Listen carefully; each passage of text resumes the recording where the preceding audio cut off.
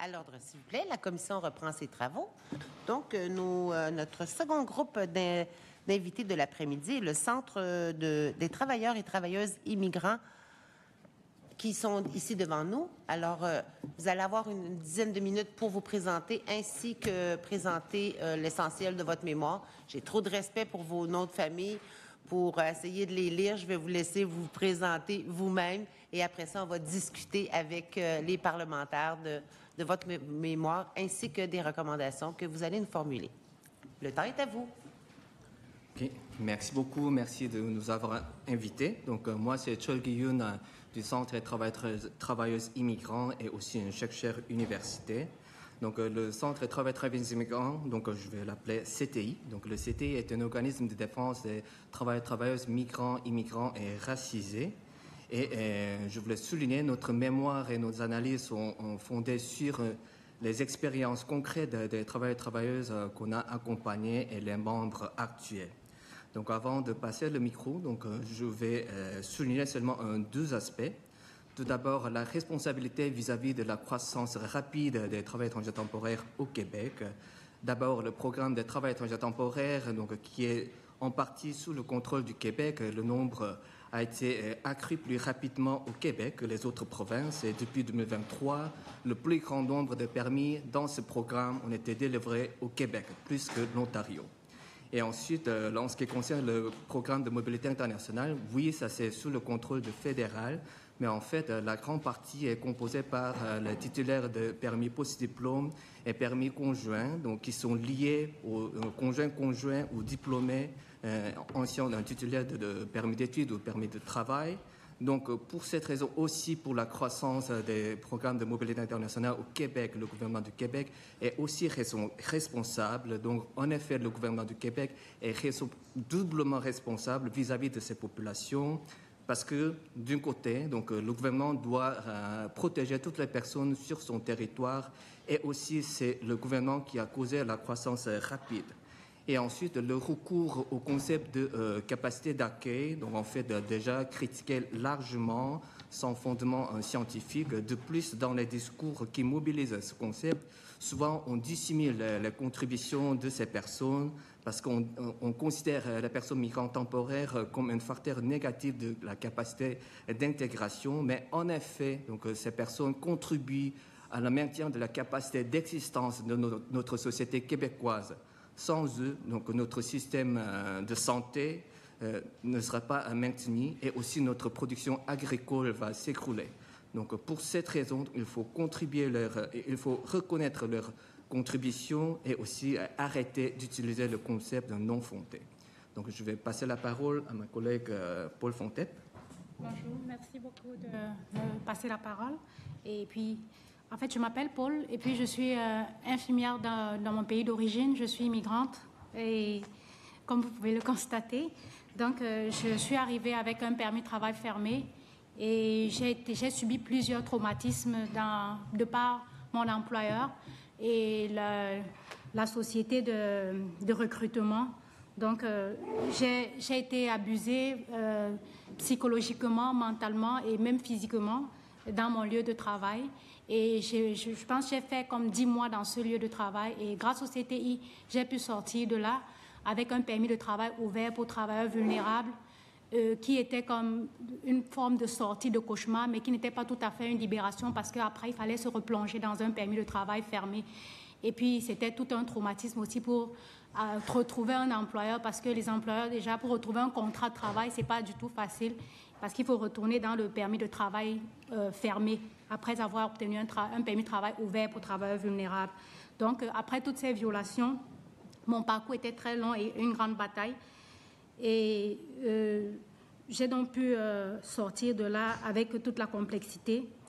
Et en fait, ma situation est une situation, c'est pas une situation, je vais dire, elle n'est pas, en fait, je tiens à préciser que ce n'est pas la seule situation. Il y a beaucoup d'autres travailleurs temporaires qui vivent les mêmes cas d'abus, les mêmes cas de persécution dans leur lieu de travail à cause des permis de travail fermés et à cause des employeurs abusifs et à cause aussi du manque de connaissances par rapport à leurs droits. Donc, devant vous aujourd'hui, j'aimerais demander l'abolition des permis de travail fermés, déjà. J'aimerais demander aussi de simplifier les démarches pour l'obtention d'un permis de travail ouvert.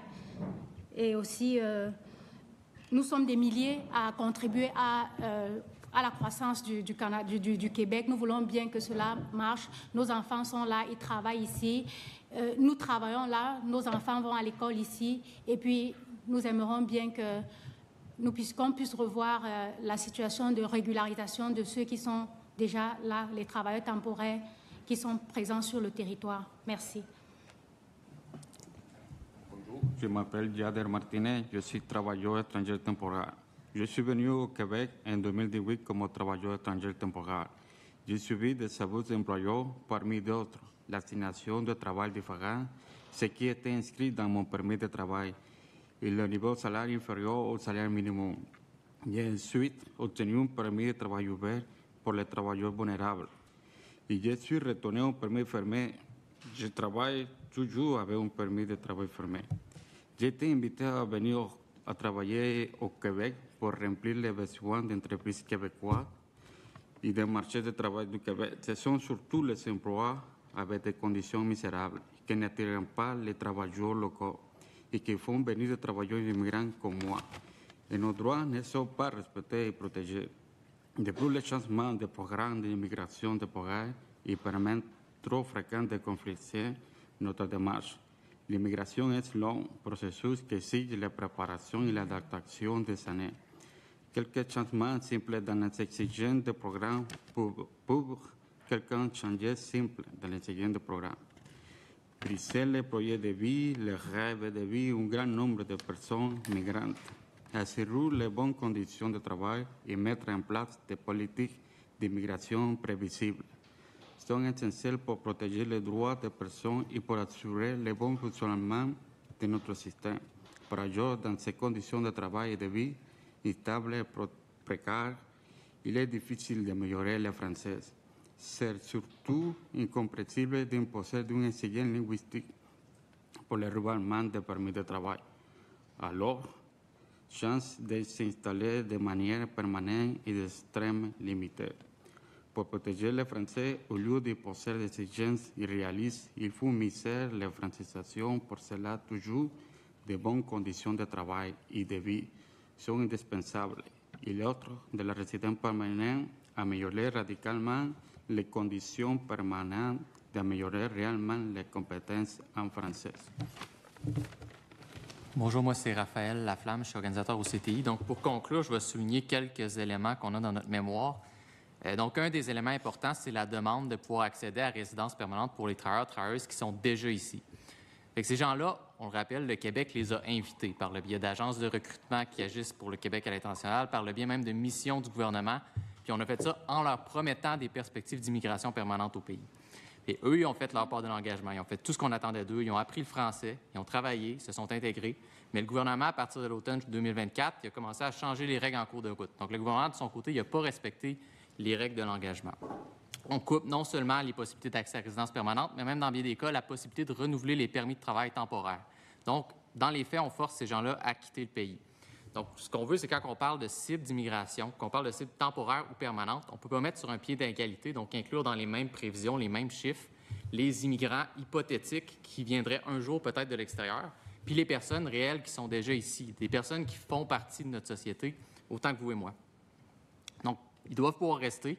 Pour ça, on doit leur permettre de renouveler leur permis de travail, puis d'accéder à la résidence permanente. Ensuite, on souhaite que les personnes qui sont tombées dans les failles de notre système d'immigration aient des options. C'est pas normal que quelqu'un qui fuit son employeur puis qui, en déçu de ça, perd son statut d'immigration, ait aucun recours. Pour ça, ça nous prend un programme de régularisation des personnes sans statut migratoire.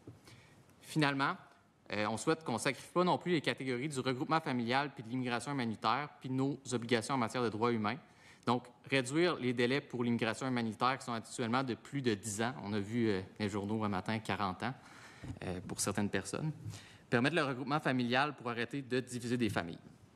Donc, finalement, arrêter de faire des économies de bout de chandelle en coupant dans des programmes qui coûtent pas si cher puis qui créent des situations ultra dangereuses et précaires, comme les coupes dans l'aide sociale pour les demandeurs d'asile, puis les coupes dans les services de santé pour les personnes immigrantes et réfugiées. Merci. Merci beaucoup pour ces témoignages et cette présentation. On va donc commencer les discussions avec les parlementaires. Monsieur le ministre, la parole est à vous. Merci, Madame la Présidente. Vous avez parlé de témoignages. Effectivement, on a eu message, je dirais, d'experts, écho d'un organisme et témoignages. Merci d'être venu témoigner. C'était dur d'entendre, mais ça devait être plus dur de le vivre. Ce que vous avez vécu, j'ai entendu des gens dénoncer des abus. C'est certainement déplorable. Notre cadre légal ne permet pas ça. La CNESST s'applique à tout le monde sur le territoire québécois, y compris nos travailleurs étrangers temporaires, y compris les étudiants étrangers. En fait, peu importe le statut, le cadre légal s'applique à tous. Malheureusement, il y aura toujours des gens qui profitent de d'autres personnes, comme il y a toujours des criminels, même si la police est là pour faire le ménage, même si, comme il y aura toujours des fraudeurs, même s'il y aura toujours des enquêteurs pour empêcher la fraude. Il faut d'aucune manière banaliser des abus que vous auriez pu subir. C'est vraiment pas ce que je veux faire. Simplement dire que c'est pas le simple apanage de travailleurs étrangers temporaires. Maintenant, je comprends qu'en ce moment, vous n'êtes plus dans cette situation. Je m'en réjouis. Je vais maintenant me concentrer sur vos propositions. Vous avez dit, on parle dans la planification d'immigration permanente et temporaire. C'est la première fois qu'on le fait. Si vous saviez participer à d'autres exercices semblables au fil des années, on n'aurait parlé que des permanents, que des personnes qui deviennent de nouveaux Québécois, de nouveaux Canadiens. C'est la première fois que cette année, qu'on diffuse les chiffres, qu'on diffuse les données, qu'on entend les groupes là-dessus, puis qu'on prend le pouls de la population et de tous les groupes sur comment on devrait permettre le transfert d'un statut à l'autre, comment on devrait planifier l'arrivée, l'accueil, la rétention et parfois le départ de certaines personnes qui sont des résidents temporaires. Des fois, on dit RNP, résidents non permanents ou temporaires. Et c'est là où j'ai peut-être un désaccord, mais c'est correct. Du choc des idées naît la lumière. Pour moi, quand il y a des gens qui viennent ici pour 2 ans ou 3 ans, des fois ils sont là depuis 8 ans, mais 2 ans, mais ça reste un statut qui était temporaire. Des passeurs, des organismes auraient pu dire « c'est ça, ça va devenir permanent ». Mais ça avait quand même le statut temporaire. Il est possible qu'à terme, ça se termine. C'est le sens même du mot temporaire. J'ai l'impression que vous avez un désaccord fondamental là-dessus. Vous dites que vous avez une responsabilité.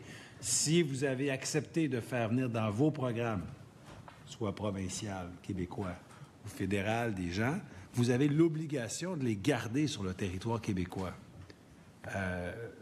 Si c'est le cas, on a un désaccord, mais est-ce qu'on se comprend bien? Est-ce que vous dites toute personne sur le territoire québécois, vertu d'un programme, même temporaire, devrait être ici de manière permanente? Est-ce que c'est ce que vous dites? Peut-être je pourrais donner une réponse.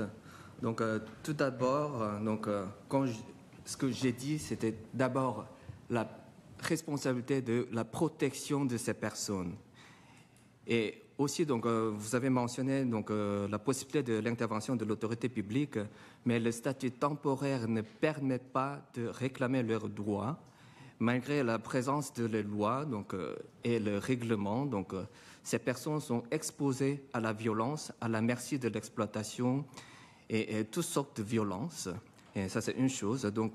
Malgré la présence de la loi, ces personnes ne sont pas protégées. Et une des principales raisons, ça c'est la précarité de leur statut migratoire.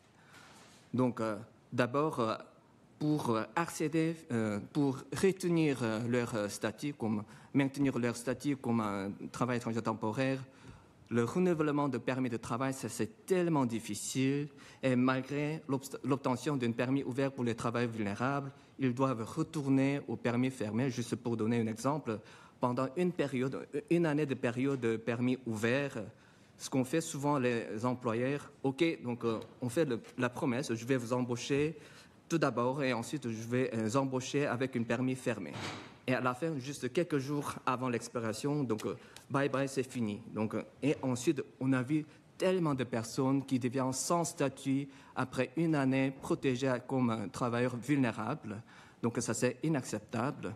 Et ensuite, on parle de faciliter l'accès à la résidence permanente. Donc, évidemment, donc, idéalement, si on peut donner la résidence permanente à toutes ces personnes qui veulent et qui peuvent rester ici, ça serait idéal. Mais minimalement, donc, il faut ouvrir l'accès à la résidence permanente parce que pour sortir la précarité permanente, donc, ça, c'est la seule façon de les vraiment protéger. Et donc, la prolongation de leur statut temporaire ne les permet pas de sortir de cette précarité. Donc, peut-être nos collègues pourraient donner des exemples plus concrets. Mais oui, comme vous l'avez dit, est-ce que tous ceux qui sont venus comme temporaires, est-ce qu'ils ils ont l'obligation de rester? Est-ce que le gouvernement a l'obligation de les retenir? Pas l'obligation, mais l'immigration, c'est un projet de vie.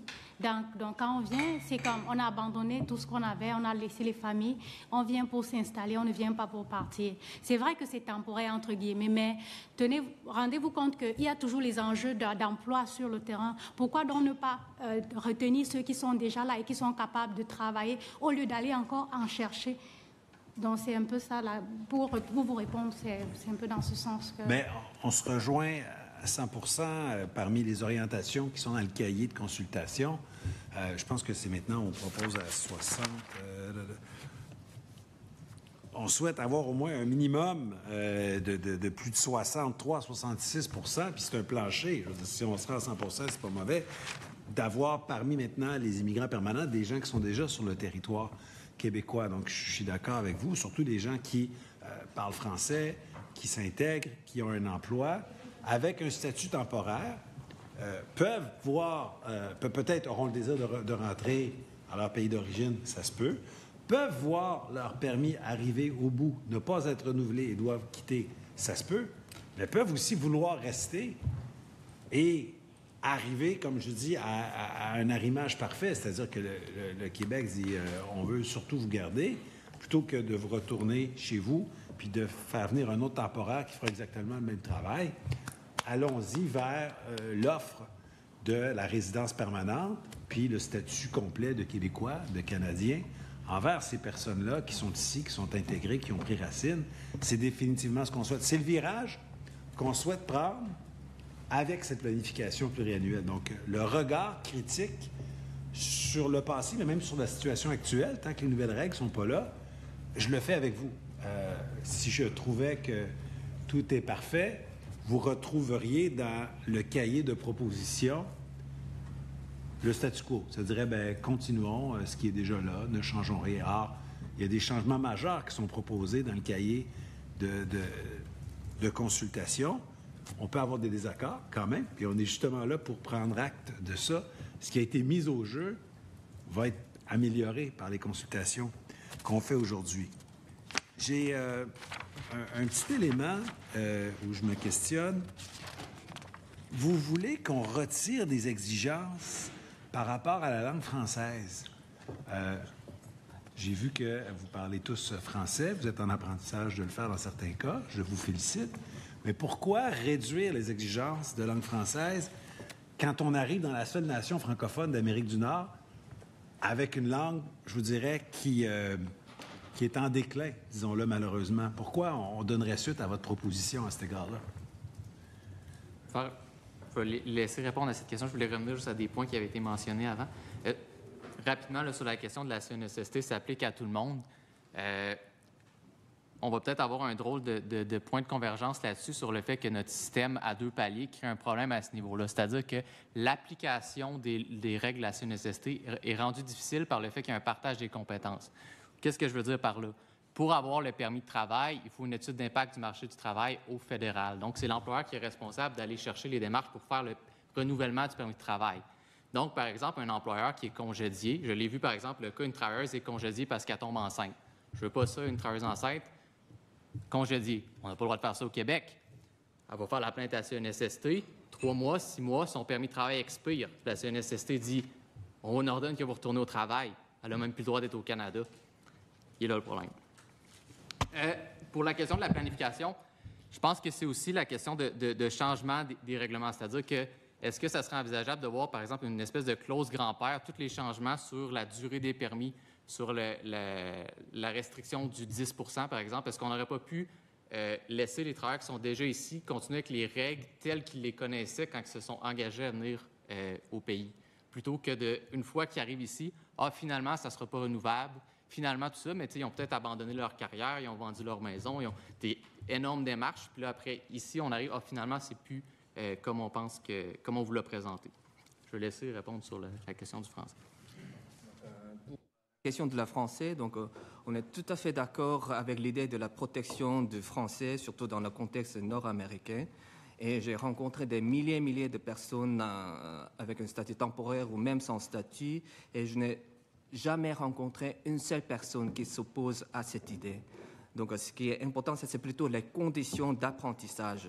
Leur précarité avec un statut temporaire ne leur permet pas d'améliorer réellement leur niveau de français. Donc, leurs conditions de travail, longues heures de travail, irrégulières, épuisées, financièrement tout le temps précaires. Donc, les conditions ne leur permettent pas de réellement améliorer leur français. Ce qu'on a constaté dans nos expériences, c'est après, une fois la vie est stabilisée, qu'on peut améliorer réellement leur français.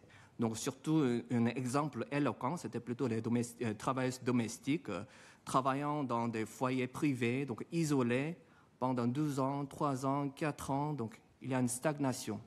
Il n'y a pas d'amélioration, mais une fois obtenue la résidence permanente, une fois qu'elles travaillent dans un milieu harmonieux, collaborent avec des travailleurs, des collègues francophones, leur amélioration du français, ça c'est substantiel.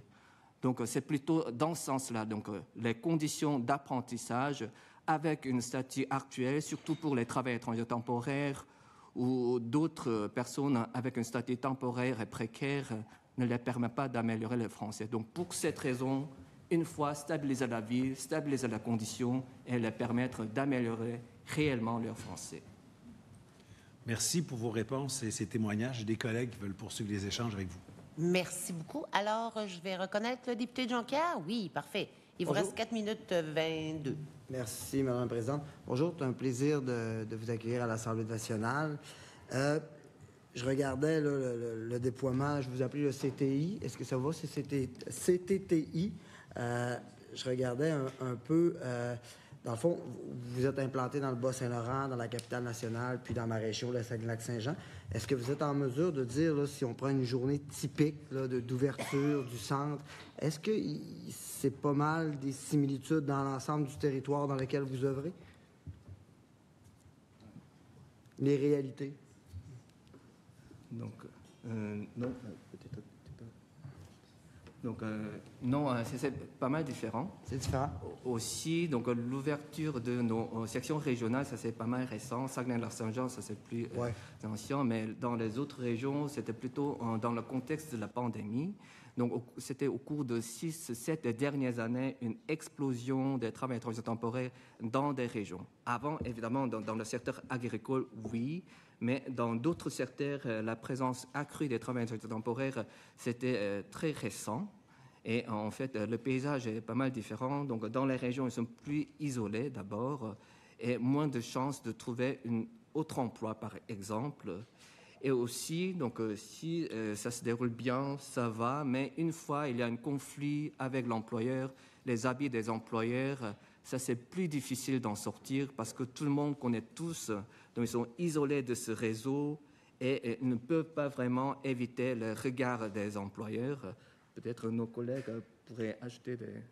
Oui, et effectivement, donc, la présence du CTI dans ces régions, ça permet à ce que, parce qu'il y a plusieurs abus, comme disait mon collègue tout à l'heure, donc il y a des recruteurs qui profitent de cette occasion de l'absence des organismes comme le nôtre pour abuser des travailleurs temporaires qui ne connaissent pas leurs droits, déjà qui sont dans des territoires étrangers.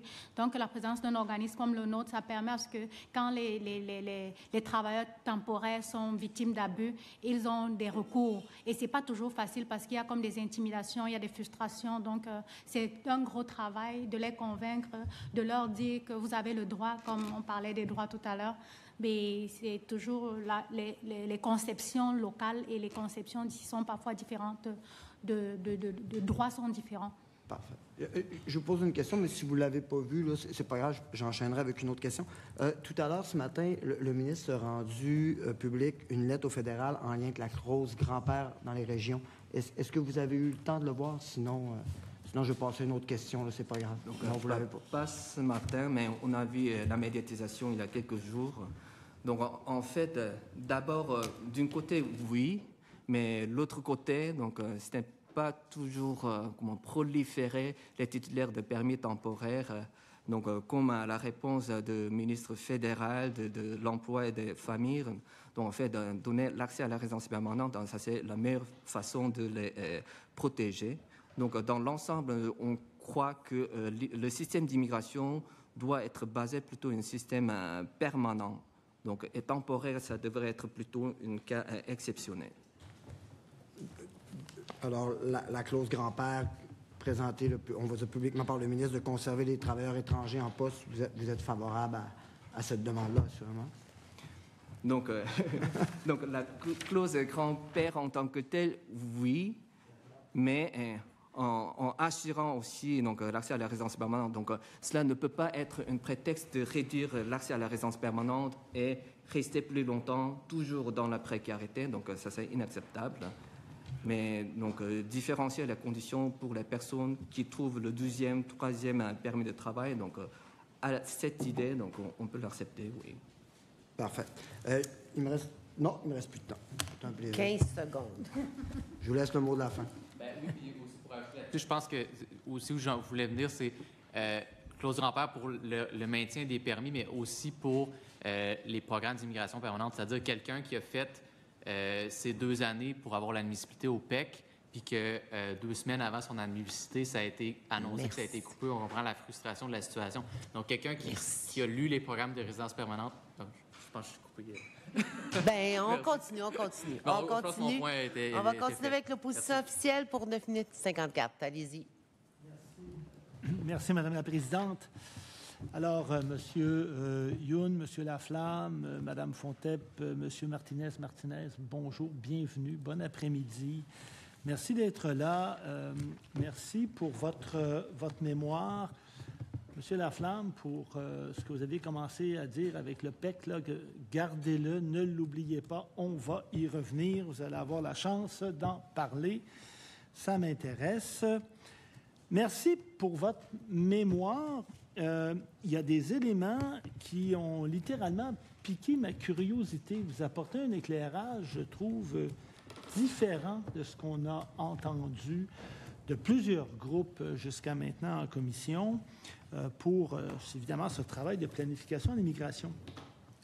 Une des questions que j'aimerais vous poser, quand on prend le cahier de consultation publique, particulièrement la page 25 du cahier, et qu'on regarde le graphique 4, ça tient compte des étudiants, des travailleurs étrangers, mais aussi du PMI, du plan de mobilité internationale, qui est un plan fédéral, on s'entend là-dessus. Et là, à partir de 2022, vous voyez que la courbe augmente, mais d'une façon vraiment importante.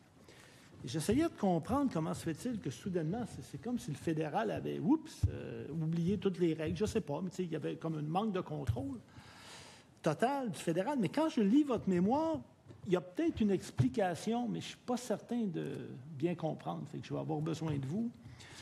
Il semble dire qu'au fond, le gouvernement du Québec est responsable en grande partie de cette augmentation-là. Donc, ce ne serait pas juste le fédéral. Le Québec aurait son mot à dire, particulièrement à cause des permis délivrés dans le cadre du PMI, mais compte tenu des permis que le Québec a déjà délivrés. Et si on regarde, par exemple, les CSQ, donc pour les travailleurs, les résidents, les étudiants qui sont en voie d'obtenir la résidence permanente au Québec, là, il y en a 142 000 en attente, c'est ce que je comprends. Là. Donc, alors, ces gens-là, entre-temps, s'ils veulent travailler, là, parce qu'ils sont sur le territoire, est-ce que je comprends qu'ils obtiennent un PMI? Donc, est-ce que je peux répondre? Oui, oui, absolument. Oui, donc les personnes qui attendent la résidence permanente, oui, donc PMI, mais en effet, donc PMI est très complexe. Il y a plein de sous-programmes inclus là-bas. Donc, pour cette période d'attente, souvent on pense au permis de travail ouvert transitoire, mais ça c'est admissible au dernier moment. Donc, avant cela, donc on adopte, on obtient plutôt un permis fermé, donc à 93, 95, donc et ça c'est aussi considéré comme PMI. Et en ce qui concerne la responsabilité dans la croissance de PMI, donc d'abord, c'est vrai, donc ça c'est le gouvernement fédéral qui est premier responsable de la croissance de cette portion. Mais si on regarde attentivement dans le programme de mobilité internationale, une grande part est composée par les personnes titulaires de permis post-diplôme. Et pour obtenir un permis post-diplôme, ce sont les personnes qui sont venues avec un permis d'études. Donc, qui a obtenu d'abord certificat d'acceptation du Québec, permis d'études, et terminé leurs études, ensuite accéder au permis post-diplôme, et aussi permis conjoint, soit conjoint des étudiants internationaux ou des travailleurs étrangers temporaires. D'abord, ça c'est PMI sans intervention directe du gouvernement du Québec, mais parce que il y a un grand nombre de personnes titulaires permis d'études. Ils peuvent faire venir leur conjoint avec un permis ouvert. Pareil pour les travailleurs étrangers temporaires qui peuvent accompagner leur conjoint avec un permis conjoint, considéré comme un PMI. Donc, indirectement, ces deux grandes catégories sont reliées avec compétences québécoises, soit délivrance de CAQ pour accéder au permis d'études, permis de travail. C'est dans ce sens-là. Merci beaucoup.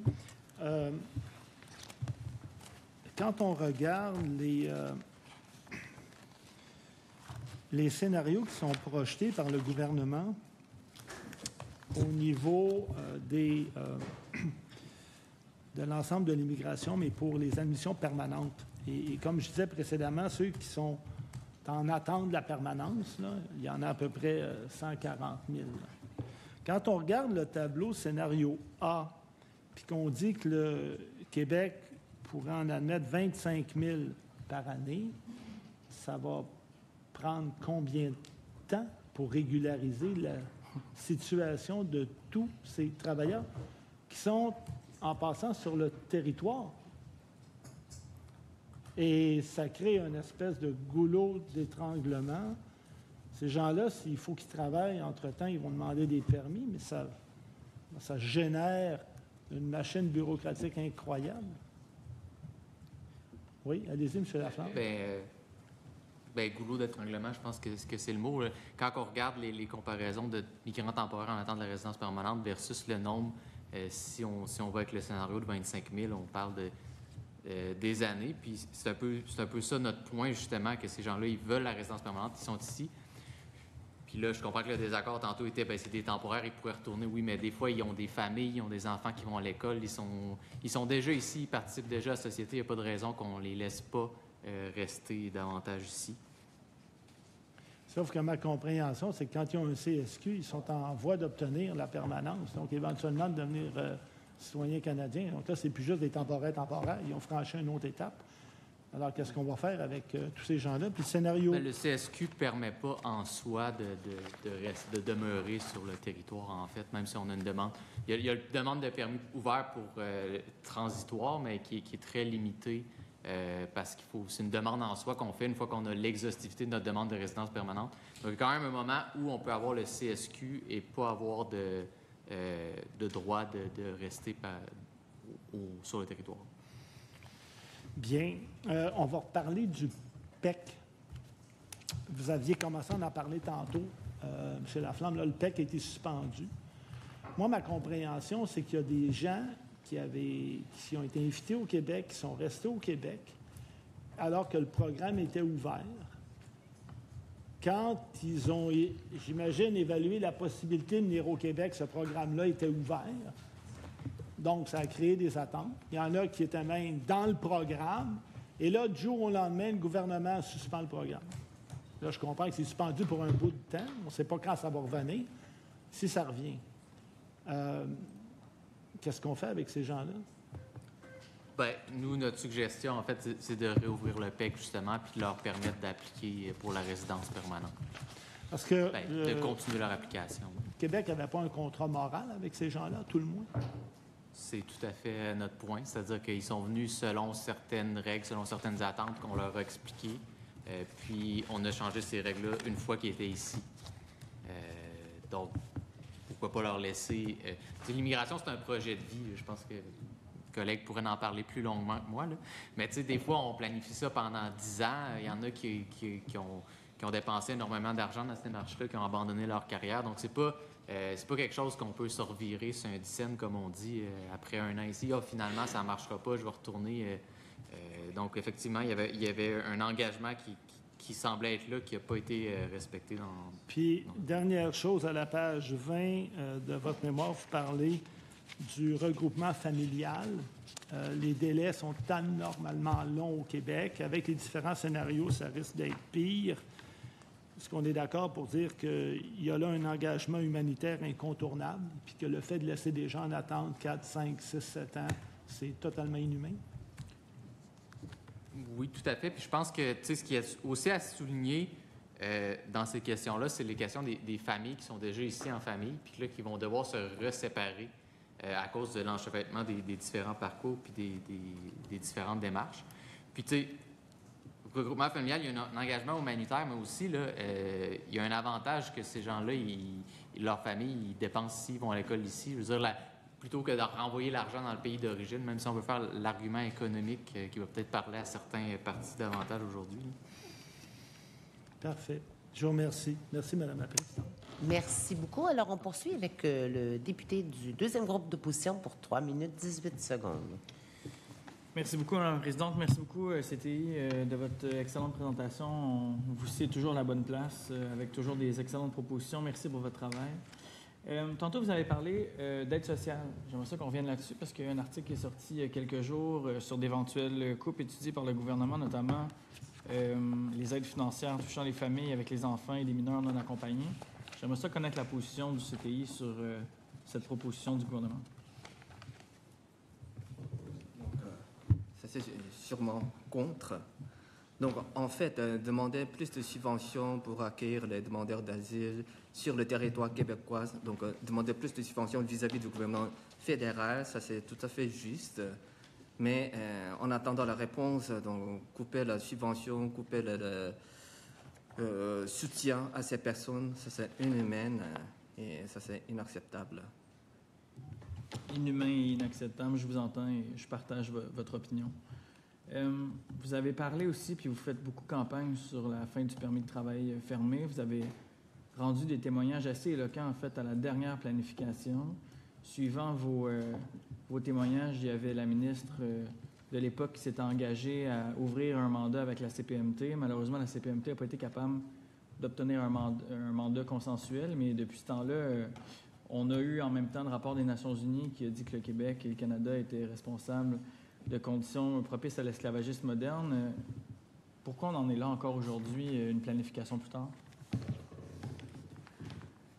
Donc, en fait, je me rappelle très bien ce moment-là. Donc, en fait, cette travailleuse qui a témoigné ses expériences est toujours dans un permis fermé et elle souffre toujours. Donc, j'aimerais souligner cet aspect.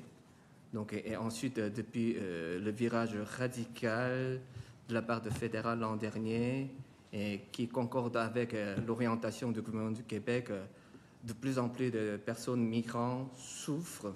Donc, surtout tout à l'heure, précédemment, donc vous avez posé la question sur les personnes qui sont affectées par la suspension de PEC. En fait, malheureusement, donc, au cours des dernières années, nos organisateurs et organisatrices ont dépassé beaucoup de temps pour aider les gens de demander un permis de travail ouvert pour les travailleurs vulnérables. Depuis quelques mois, donc, on dépense beaucoup de temps pour faire demander de permis de séjour temporaire qui est une sorte d'exception.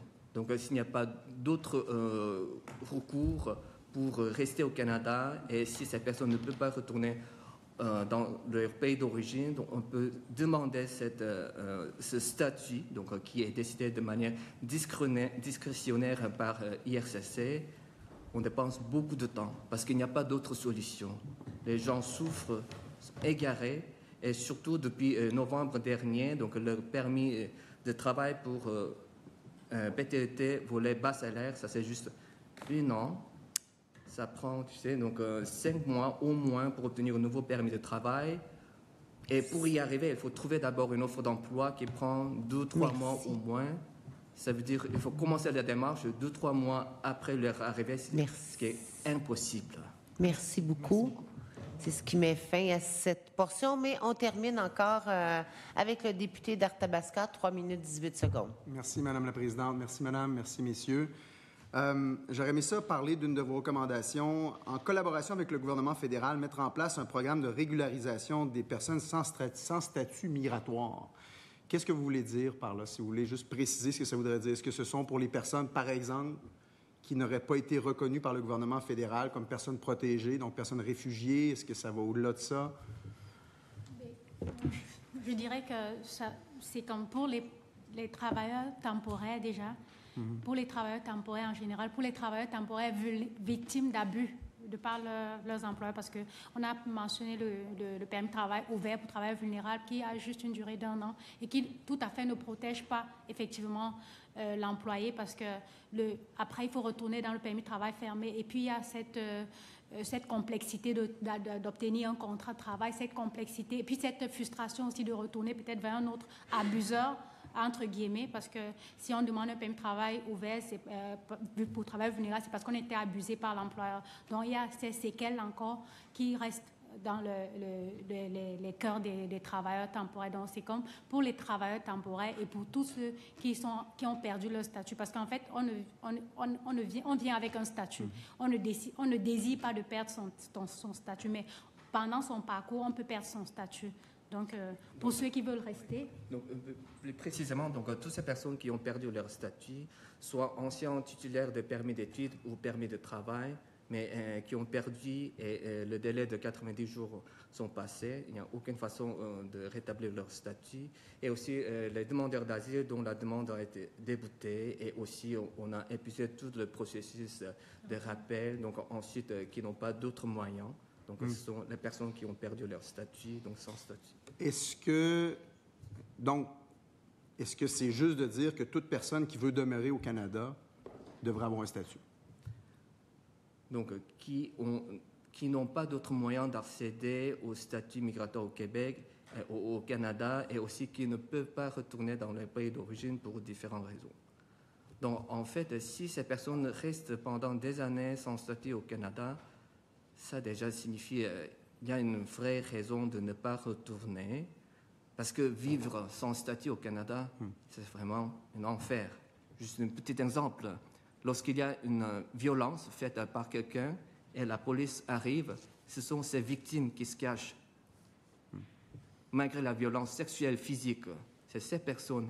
Et vivre cette situation pendant des années, ça signifie déjà quelque chose. En terminant, parce que j'ai pas beaucoup de temps, est-ce que vous avez une inspiration d'un autre modèle ailleurs, dans le monde, où ça s'est fait comme ça? Donc, en fait, surtout dans plusieurs pays européens, donc il y a des programmes de régularisation, quelquefois exceptionnellement, quelquefois récurrents. Donc, par exemple, le modèle d'Irlande ou Portugal. Donc, on ne peut pas discuter en détail, mais il y a des modèles existants. Où on a régularisé comme ça C'est ça. Merci beaucoup. Merci. Alors, c'est ce qui met fin à cette audience. Je vous remercie au nom des parlementaires pour ce que vous nous avez amené, la couleur de vos témoignages et de vos recommandations. Et je vais suspendre les travaux quelques instants, le temps de recevoir le prochain groupe.